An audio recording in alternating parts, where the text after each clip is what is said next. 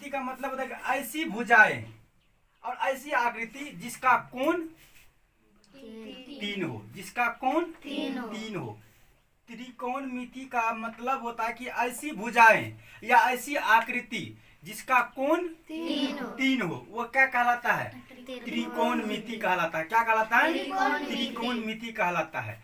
अब देखो सबसे पहले त्रिकोणमिति, तो त्रिभुज आता है, यही आता है ना।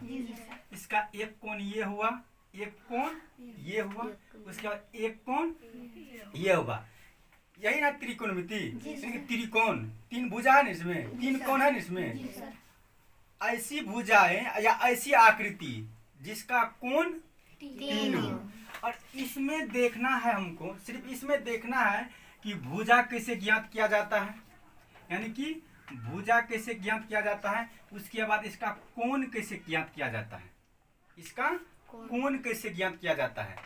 समझ में आ रही है ना कि त्रिकोणमिति का मतलब होता है कि ऐसी भुजाएं या ऐसी आकृति जिसका कोण 3 हो, जिसका कोण 3 हो, वही त्रिकोणमिति है। वही तो त्रिभुज ही आ रहा है, इसमें देखते पहला कोण, दूसरा कोण, तीसरा कोण, यही बनाता है ना 3 कोण, तो इसी को हम त्रिकोणमिति कहते हैं। तो अब देखना है कि हम लोगों को पढ़ना है क्या, त्रिकोणमिति का परिचय जो है इसमें पढ़ना है क्या, क्योंकि त्रिकोणमिति का बहुत बड़ा रोल है, लेकिन लिमिट दिया हुआ है, क्लास 10 में लिमिट दिया है कि क्या पढ़ना है, क्या पढ़ना है। तो इसमें सिर्फ और सिर्फ पढ़ना है, इसको मिटा सकते हैं ना, इसमें पढ़ना है सिर्फ समकोण त्रिभुज है। तो देख लेते हैं कि समकोण त्रिभुज क्या होता है। तो मान के चलो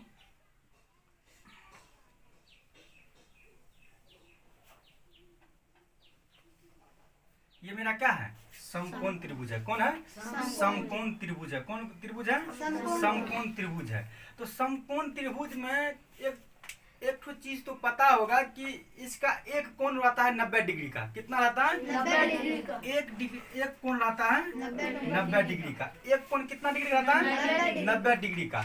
लेकिन इसमें एक फायदा यह भी है, इसमें समकोण त्रिभुज में एक फायदा यह भी है कि जैसे मान के चलो यहाँ ए है, ठीक, यहाँ बी है, यहाँ सी है, कोई दिक्कत? तो इसमें एक फायदा है कि जैसे मान के चलो कि यहाँ हमको 2 सेंटीमीटर है, ठीक, यहाँ हमको है 3 सेंटीमीटर। समझ में आ रही है ना? यहाँ 2 सेंटीमीटर है और यहाँ है 3 सेंटीमीटर, ठीक। लेकिन अगर ये है तो हम इसको भी ज्ञात करना है ना। तो अब यहाँ देखेंगे कि अगर ये दिया हुआ, ये दिया हुआ है, तो इसमें हम पाइथागोरस लगाएंगे। कौन नियम लगाएंगे? पाइथागोरस। पाइथागोरस का नियम है, पाइथागोरस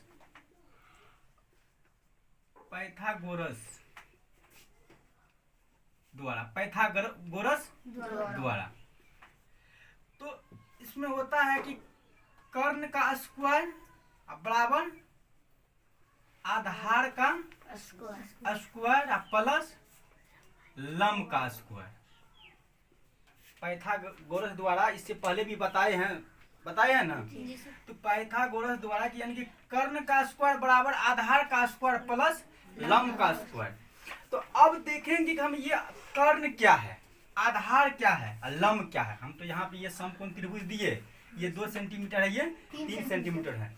लेकिन अब यहाँ देखेंगे कि ये कर्ण क्या होता है, आधार क्या होता है और लंब क्या होता है। ध्यान से देखना कि कर्ण क्या होता है, आधार क्या होता है, उसके बाद लंब क्या होता है। तो सबसे पहले कि मान के चलो कि बी और सी, यहाँ भी एक कोण है, ठीक, बी और सी यहाँ भी एक कोण है, एक कोण यहाँ, एक कोण यहाँ है। तो अब देखो कि जिस रेखा पे, ध्यान से सुनना, जिस रेखा पे 2 कोण है वो आधार होगा। सही से देखो, जिस रेखा पे 2 कोण है वो क्या होगा? आधार होगा। अब बी और सी ये दोनों ये रेखा पे 2 कोण है ना, एक कोण यह है, एक कोण ये है, एक कोण ये है, एक कोण ये है। तो 2 कोण है तो इसको क्या कहेंगे? आधार। समझ में आ रही है? जी सर। उसके बाद अब देखना है कि ये जो देखा, ये और ये लोल की तरह है, एक त्रिशूल की तरह है ना। जी सर। एक यानी कि कौवा का चोंच देखा है, जी सर। उसी की तरह है ना। जी सर। इसके सीधा जो ये गया है, इसके सीधा जो ये गया है, जी सर। तो ये क्या कहलाएगा?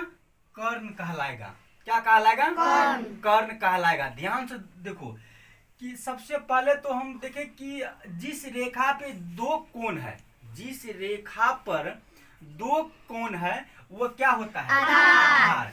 उसके बाद यहाँ ये कोण जो है समकोण 90 डिग्री का एक कोण होता है ना जी समकोण सर। त्रिभुज में, समकोण त्रिभुज में एक कोण 90 डिग्री का होता है। यहाँ हम लिख देते हैं एक कोण 90 डिग्री का होता है, ठीक।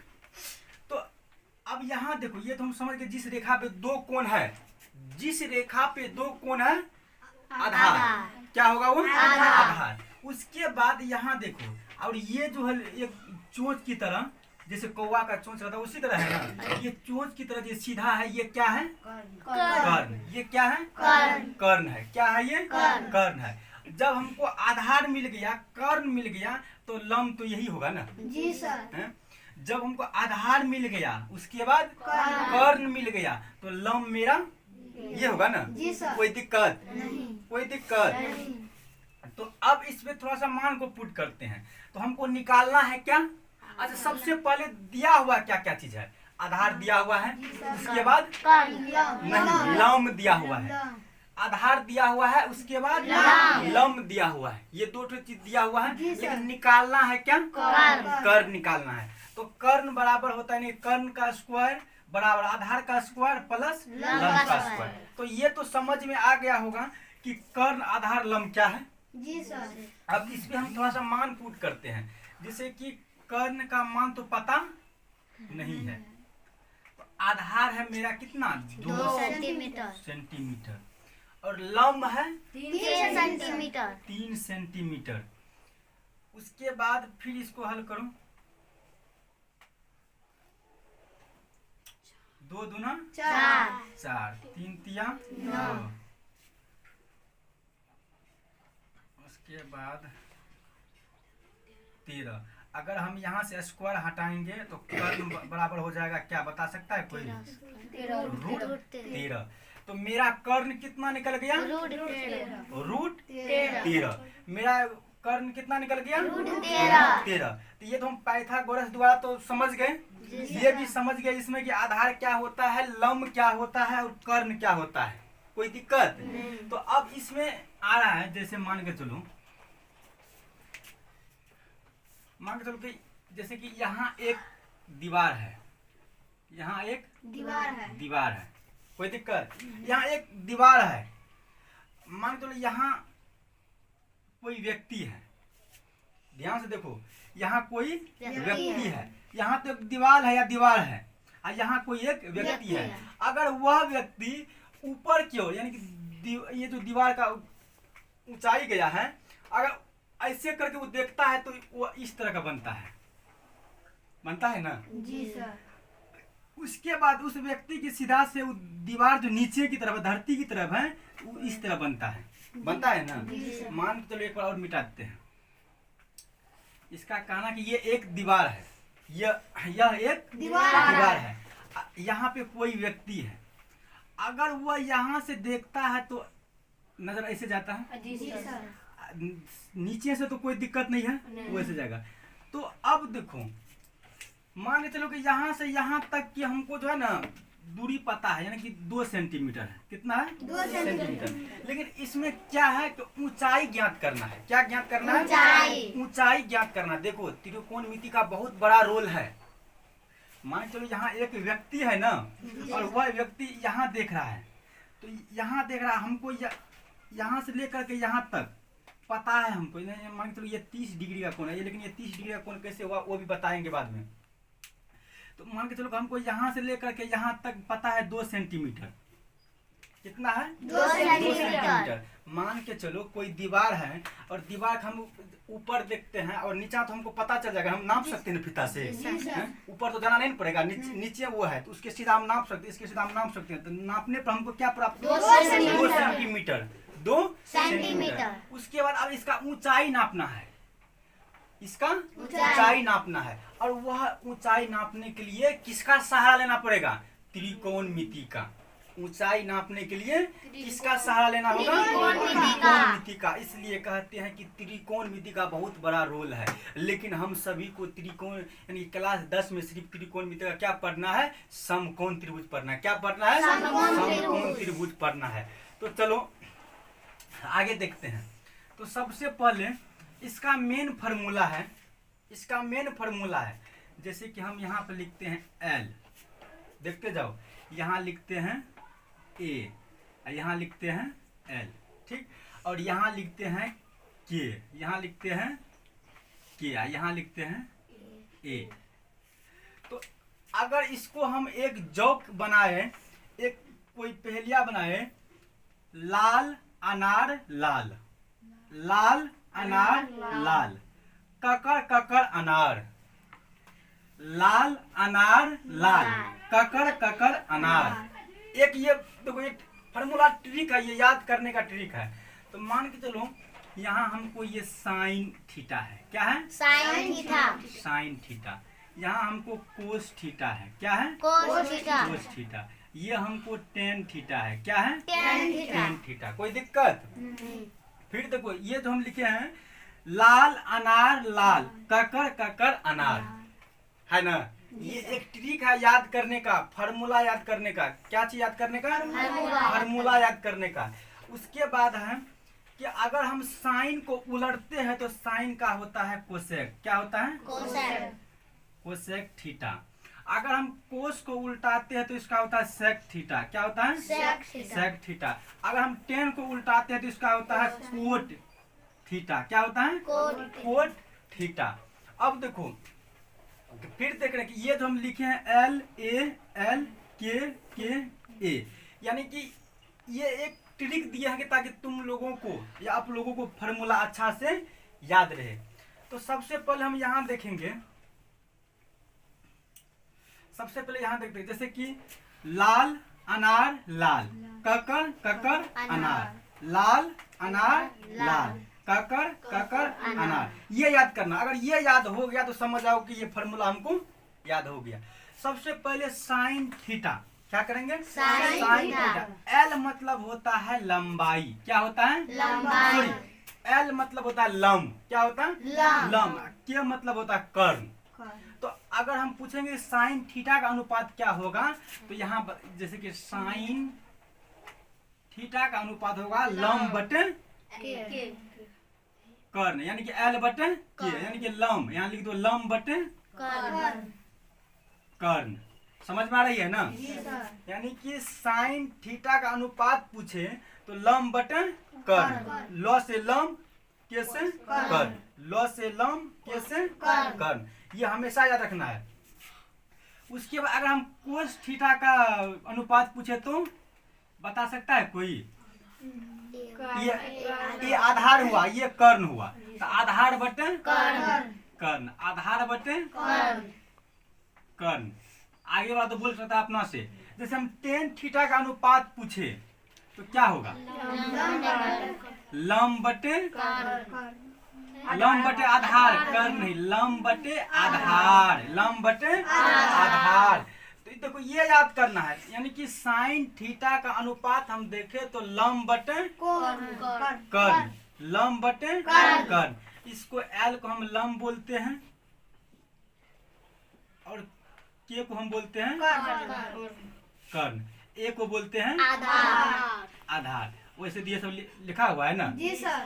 तो अब देखो, अब साइन का उल्टा करेंगे तो क्या होता है? कोसेक होता है, कोसेक थीटा। साइन को उल्टाएंगे तो क्या होगा? Cosec theta. तो अब देखो कोसेक थीटा का अनुपात क्या होगा बता सकता है कोई? उल्टा दिए हैं, तुम लोग भी उल्टा दो इसको। कर्ण बटे लंब। समझ में आ रही है ना? अगर हम सेक थीटा को उल्टाएंगे तो क्या होगा?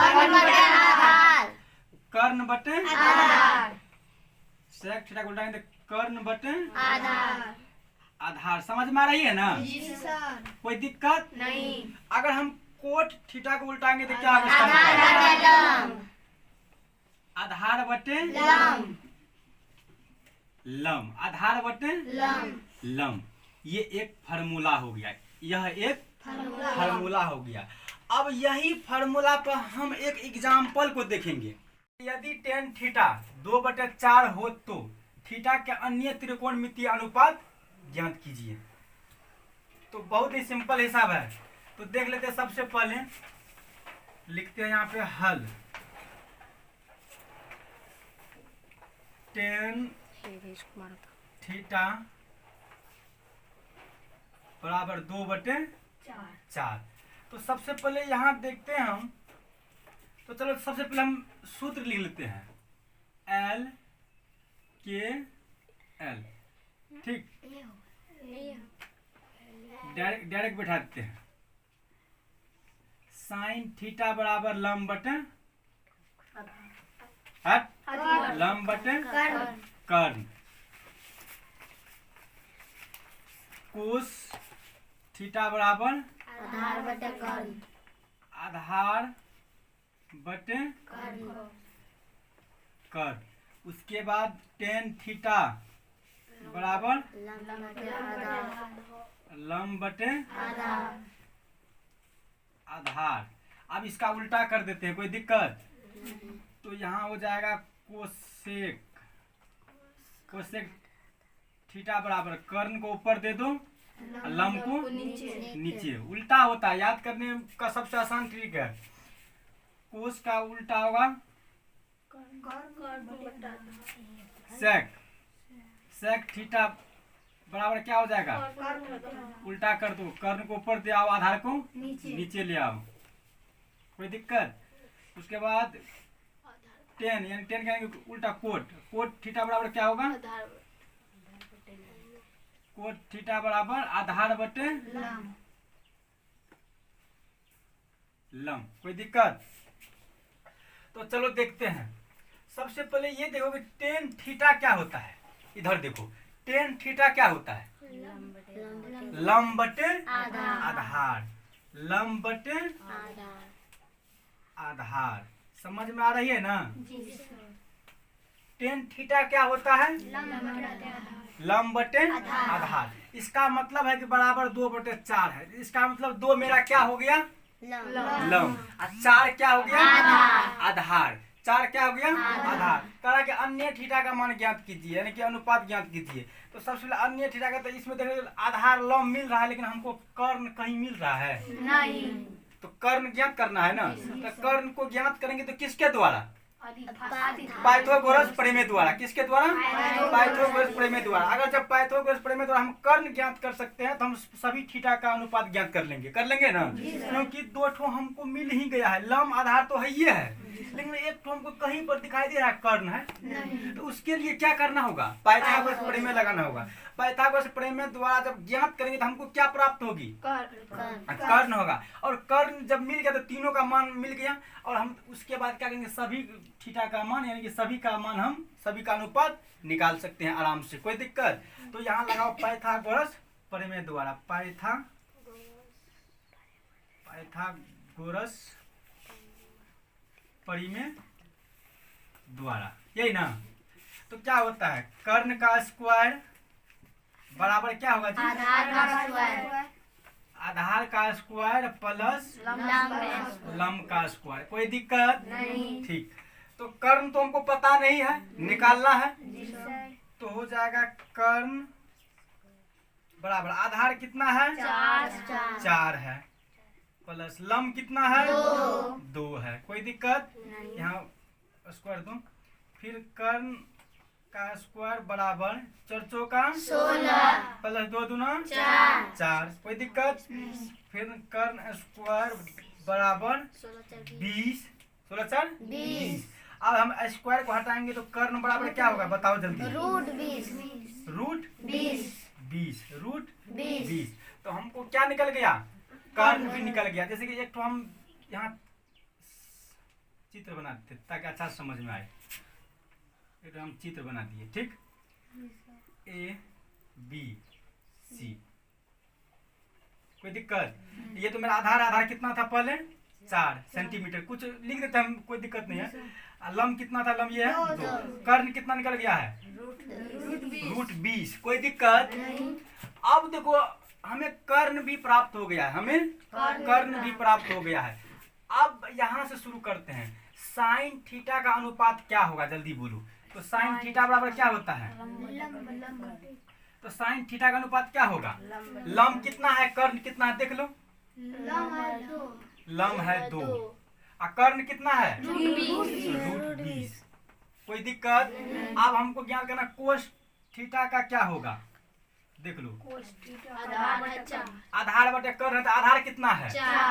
4। कर्ण कितना है? √20। कोई दिक्कत? अब देखो टेन थीटा का अनुपात क्या होगा, जल्दी बोल, जल्दी बोलो। टेन थीटा का क्या होगा? यानी कि लंब बटे आधार है, यानी कि 2 बटे 4। अब इसका उल्टा करेंगे ना, इसका उल्टा कर देते हैं। तो यहाँ भी हम डायरेक्ट कर सकते हैं। यहाँ लिख दो उल्टा, यानी साइन का उल्टा क्या होता है? कोसेक होता है।